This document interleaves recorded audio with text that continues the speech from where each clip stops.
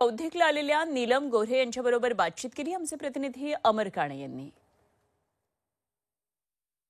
रेशीमबाग स्मृती मंदिर परिसरात आहे। संघाचं बौद्धिक झालेल्या शिवसेनेच्या नीलम गोऱ्हेताई आपल्यासोबत। नीलमताई, आता आपल्याला मार्गदर्शन बौद्धिक झालं संघाच्या पदाधिकाऱ्यांकडून, काय भावना आहे, काय मार्गदर्शन? मी पहिल्यांदाच या स्मृतीस्थळावरती आले आणि रेशीमबागमध्ये आले, परंतु राष्ट्रसेविका समिती आणि स्त्री शक्ती संघटनेच्या मार्फत अनेक वेळेला मी अनेक कार्यक्रमांमध्ये त्यांच्या पदाधिकाऱ्यांना आणि कार्यकर्त्यांना भेटलेले होते।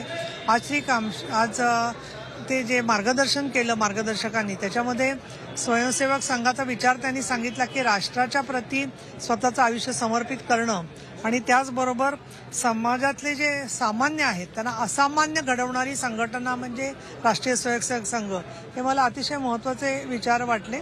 आणि त्याचबरोबर देशासाठी आहुती देत असताना समाजाच्या अनेक क्षेत्रांमध्ये स्वयंसेवक घडवण्याचं काम करणारी त्यांची जी कार्यपद्धती आहे, त्या कार्यपद्धतीमध्ये सुद्धा सर्वसाधारण सभा आहे, 20 ते 40 वयोगटाच्या लोकांच्यासाठी प्रशिक्षण वर्ग आहेत, 40 ते 60 साठीच्या प्रशिक्षण वर्ग आहेत आणि सातत्याने देश पातळीवरचे कार्यक्रम काय घ्यायचे याचा विचार या ठिकाणी होत असतो।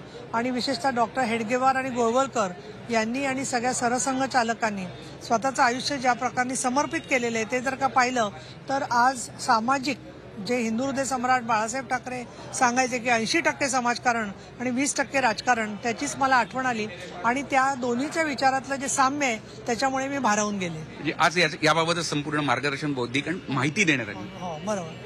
आपल्यासोबत नीलमताई होत्या, त्यांनी नेमकं बौद्धिकमध्ये काय सांगण्यात आलं, कशा पद्धतीने संघाची पूर्ण माहिती देण्यात आली, त्याबाबत पूर्ण माहिती दिली आहे। झी मीडियासाठी व्हिडिओ जर्नलिस्ट रत्नश्री सातपुतेसह अमर काणे, नागपूर।